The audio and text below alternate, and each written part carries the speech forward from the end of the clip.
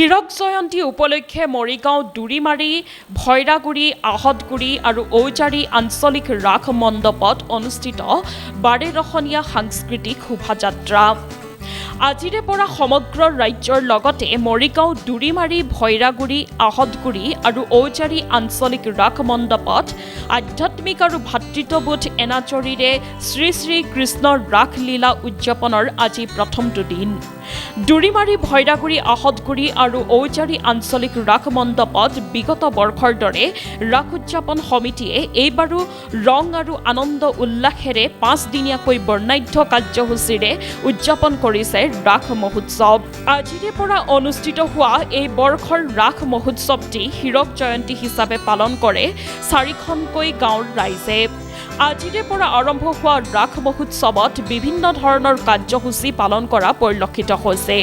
প্ৰথমে বন্তি প্ৰজ্বলন, তাৰ পাছতে পতাকা উত্তোলন, তাৰ পাছতে উদযাপন সমিতিৰ সভাপতি তথা তিৱা স্বায়ত্ত পৰিষদৰ মুখ্য কাৰ্যবাহী সদস্য জীৱন চন্দ্ৰ কোঁৱৰে পতাকা উত্তোলন কৰে। লগতে 81খনকৈ পতাকা উত্তোলন কৰা হয়। 12ৰখনীয়া সাংস্কৃতিক শোভাযাত্ৰা উলিওৱা হয় ৰাস মহোৎসৱত। আনহাতে মৰিগাঁও সমষ্টিৰ বিধায়ক ৰমাকান্ত দেউৰীয়ে শোভাযাত্ৰাত অংশগ্ৰহণ কৰে আৰু শোভাযাত্ৰাখনি শুভ উদ্বোধন কৰে। 5 দিনীয়া কাৰ্যসূচীয়ে দুৰিমাৰী ভৈৰাগুৰি আহতগুৰি আৰু ঔজাৰী আঞ্চলিক ৰাস মহোৎসৱ উদযাপন সমিতিয়ে এইবাৰ 81তম মহাৰজত জয়ন্তী উদযাপনৰ দিহা কৰিলে। আজি এই সাংস্কৃতিক শোভাযাত্ৰাৰ প্ৰাক মুহূৰ্তত দুটাকৈ কাৰ্যসূচী ৰূপায়ণ কৰা হৈছে। প্ৰথম কাৰ্যসূচী আছিল বন্তি প্ৰজ্বলন আৰু শ্বহীদ স্মৃতি তৰ্পণ। তাৰ দ্বিতীয় কাৰ্যসূচী আছিলে শ্বহীদ তৰ্পণ। তৃতীয় কাৰ্যসূচী আছিলে ফ্লেগ হোষ্টিং আৰু পতাকা উত্তোলন। চতুৰ্থতে সাংস্কৃতিক শোভাযাত্ৰা 12ৰখনীয়া সাংস্কৃতিক শোভাযাত্ৰা আয়োজন কৰা হৈছিলে। আৰু এই 12ৰখনীয়া সাংস্কৃতিক শোভাযাত্ৰা ইতিপূৰ্বে আমাৰ মৰিগাঁও সমষ্টিৰ সন্মানীয় বিধায়ক মহোদয়ে শুভ উদ্বোধন কৰিলে।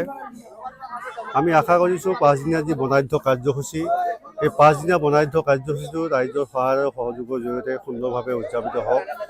শ্ৰীকৃষ্ণ যি মহাত্মা, ৰাধাকৃষ্ণৰ যি মহাত্মা, এই মহাত্মাক আমি সকলোৱে আধ্যাত্মিকতাৰ পৰশেৰে সকলো ৰাইজ যিহেতুকে আধ্যাত্মিকতাত উজ্জ্বলিত হৈ সমগ্ৰ অসমৰ বিভিন্ন প্ৰান্তৰ লগতে ভাৰতবৰ্ষৰ আৰু মৰিগাঁৱতো ইয়াৰ ব্যতিক্ৰম হোৱা নাই। আৰু এই 5খন গাঁৱৰ ৰাইজেও মহাৰজত দিৱস উদযাপনৰ জৰিয়তে এই অঞ্চলৰ ৰাইজক একত্ৰিত কৰি এই অনুষ্ঠান বা সুন্দৰভাৱে উদযাপিত কৰিবৰ কাৰণে চেষ্টা কৰিছে।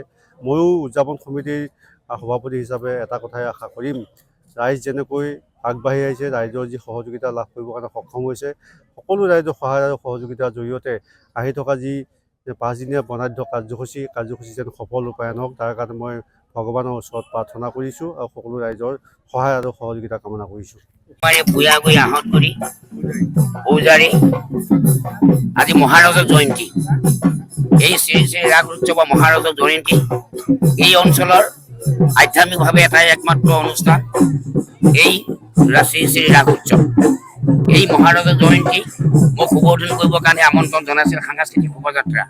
মই সাংস্কৃতিক শোভাযাত্ৰাত অংশগ্ৰহণ কৰি আজি ভগৱান শ্ৰীকৃষ্ণ ৰাস যাত্ৰা, এই ৰাস যাত্ৰাত যাতে এই অঞ্চলৰ ৰাইজৰ সুখ শান্তি কঢ়িয়াই আনে, শান্তি কঢ়িয়াই আনে, অপায় অমংগল দূৰ হওক, তাৰ কাৰণে ভগৱানৰ ওচৰত এই মহাৰজৰ জয়ন্তী উৎসৱ পাতি এই ৰাইজে কামনা কৰিছে, হে প্ৰভু আমাক আহি থকা দিনকেইটা অনাগত দিনকেইটা শান্তি কৰি ৰাখক, সকলো জাতি বৰ্ণ নিৰ্বিশেষে সকলোৱে ঐক্যবদ্ধ হওক, সেই কামনাই আজি ভগৱান শ্ৰীকৃষ্ণৰ ওচৰত কামনা কৰিছে।